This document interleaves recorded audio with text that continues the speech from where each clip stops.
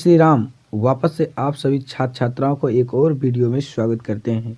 तो आज का क्लास मेरा रहेगा और आप लोगों का रहेगा कि दही वाली मगम्मा से लगभग 5 से 10 क्वेश्चन बिहार बोर्ड में देखने को मिलता है। तो चलिए आज हम इसका प्रत्येक क्वेश्चन को हम लोग याद कर लेंगे और देख लेंगे कौन कौन सा क्वेश्चन पूछा जाएगा। तो चलिए हम लोग क्लास को शुरू करते हैं।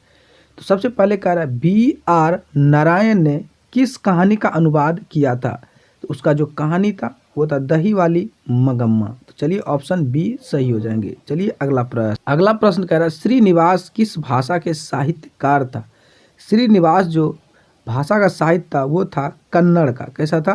कन्नड़ का था। तो ऑप्शन ए सही हो जाएंगे। चलिए दही वाली मगम्मा VVI ऑब्जेक्टिव क्वेश्चन।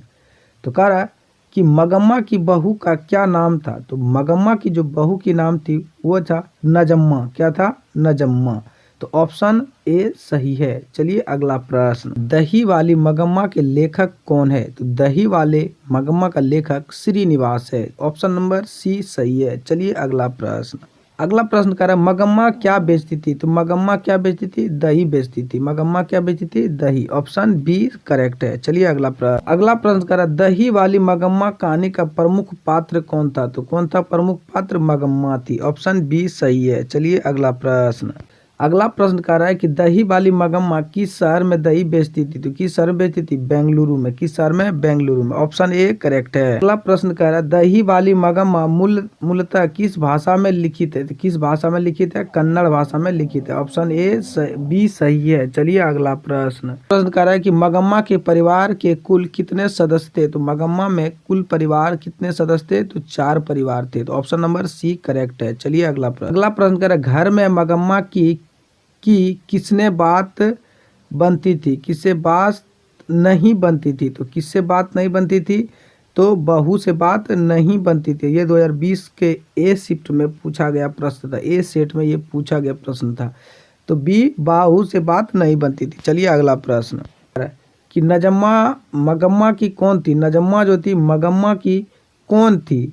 तो ये कौन थी? पुत्र बधू थी। क्या थी? पुत्र बधू। ये भी 2021 के ए सेट में पूछा गया था। 2021 के ए सेट में पूछा गया था। चलिए अगला प्रश्न कर रहा है रंगप्पा कौन था। तो रंगप्पा कौन था? इनमें से कोई नहीं था। रंगप्पा कौन? कर रहा है रंगप्पा एवं नजम्मा के बीच झगड़ा मिटाकर अच्छा संबंध स्थापित करने का माध्यम कौन था। तो कौन था? रंगप्पा का पोता था। कौन था? रंगप्पा का पोता था। तो ऑप्शन नंबर बी करेक्ट हो जाएंगे। चलिए अगला प्रश्न कर रहा है कथावाचक को मगम्मा क्या कहती थी। तो क्या कहती थी? मामा जी, माँ जी। क्या कहती थी? माँ जी। कथावाचक को मगम्मा क्या कहती थी? माँ जी कहती थी। चलिए अगला प्रश्न कर रहा है मगम्मा का उसकी बहू के साथ क्या विवाद था। तो क्या विवाद था? ए और बी दोनों। यानी सास अपने बेटे पर हक जमाना चाहती थी और बहू अपने पति पर हक जमाना चाहती थी। तो ऑप्शन सी करेक्ट है। तो चलिए अगला प्रश्न कर रहा है मगम्मा रंगप्पा से क्या चाहती थी। रंगप्पा जो थी